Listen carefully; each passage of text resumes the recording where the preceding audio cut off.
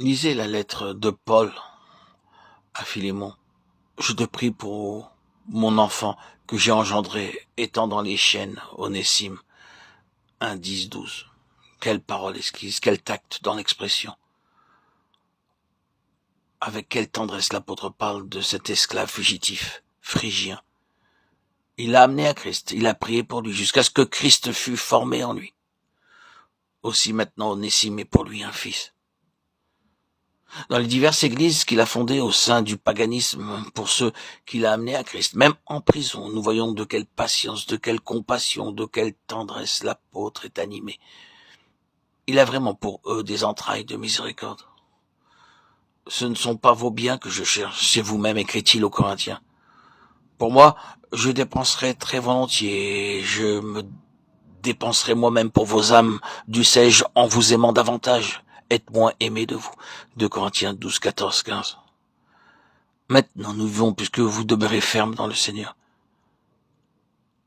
La vie est vraiment pour nous la vie puisque vous demeurez ferme dans le Seigneur. 1 Thessaloniciens 3, 8. L'apôtre pense sans cesse à tous ceux qu'il a amenés à Christ. Il prie sans cesse pour eux, comme un père pour ses enfants. 10 000 maîtres, oui, mais les pères ne sont pas nombreux.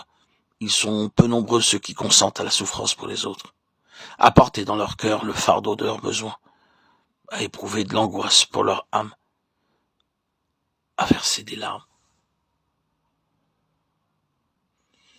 Dirons-nous que le langage de l'apôtre était exagéré? Certes non, car dans la communion avec Dieu et avec son Fils, Jésus-Christ, il a entendu le grand soupir de la création en son cœur.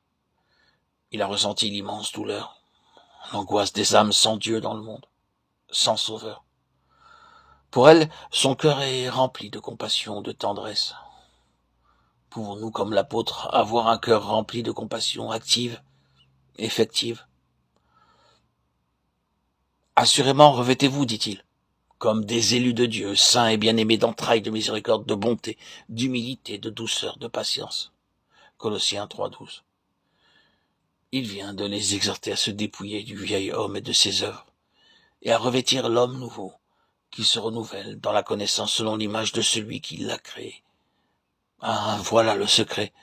Le vieil homme a été crucifié, la croix du calvaire est l'endroit de la bénédiction. Là tombe toute étroitesse, toutes ces barrières dressées par ce qui est terrestre. Là est dépouillée cette vie égoïste qui cherche la satisfaction du moi, qui ramène tout à soi. Ensuite,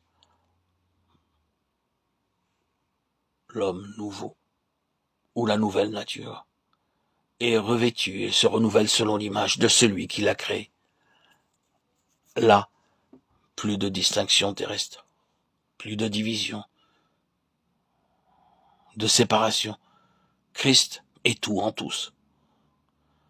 C'est dans le Christ Jésus que nous pouvons recevoir ses entrailles de miséricorde, entrer dans la communion de ses souffrances et connaître cette ferveur d'amour, cette tendresse,